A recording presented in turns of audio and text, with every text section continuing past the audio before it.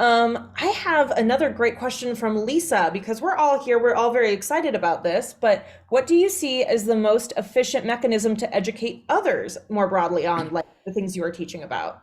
You know, Sh- it's a good question, and this is where a lot of my friends and family are getting into trouble because not everyone wants to be educated.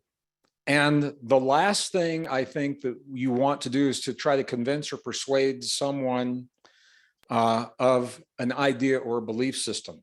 I think the healthiest thing to do is to live in our lives what it is that we claim to be true in our hearts, live in our lives what we believe. Other people will see that and they will recognize that. And if they're open to it, they're going to ask the questions. They're going to say, how come you didn't get sick in this flu season and everybody else in the office is sick? This actually just happened. I was just at an automobile dealership yesterday, and it was taking them forever to get things done. And I just asked the guy, I said, what's up? He said, 60% of my crew is out with colds and flu.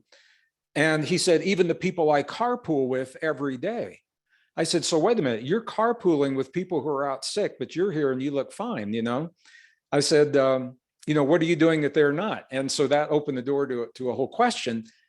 That's the way that information gets shared. When people see that you're happier, you're healthier, your life is more fulfilled, you are less fearful about the changes, then they're going to ask you why you aren't afraid, how you have stayed healthy through this flu season or whatever it is.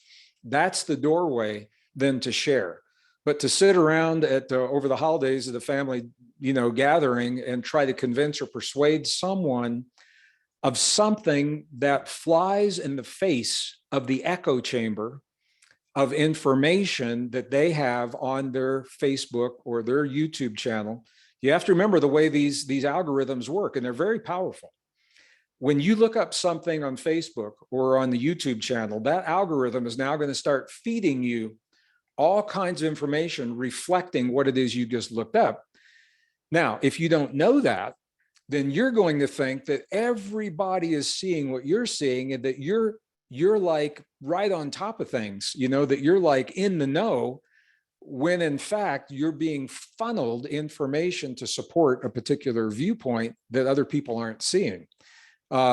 It's very effective. It's very dangerous if you don't know that that's happening, because it makes it difficult to embrace other viewpoints. And I'm seeing I'm in it with you guys. I'm seeing it with my friends and my family. People will say something to me, or they'll come to one of my events, and I'll talk about climate change, for example, why carbon dioxide is not a poison, and why we don't want to let the carbon dioxide levels of the earth drop below 184 parts per million, because Earth dies when that happens. And people will say to me, how come I don't know about that? How come I've never heard that before? And I say, where do you get your information? And they'll say, well, I watch the news.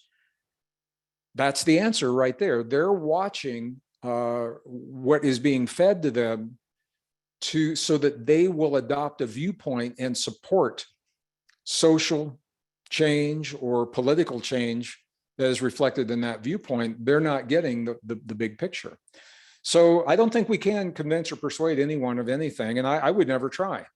What I think is important is if your heart is leading you, if you're at a point in your life where you say you're feeling this impetus for change, and people are telling me this all over the world, feeling like something needs to happen, or they need to be doing something, or something needs to change in their lives. They're feeling this impetus for change. It's an evolutionary impulse is what it is. We want to move forward with the change. And if you're feeling that, then you're open to the information, but not everybody feels that at the same time, even under the same roof.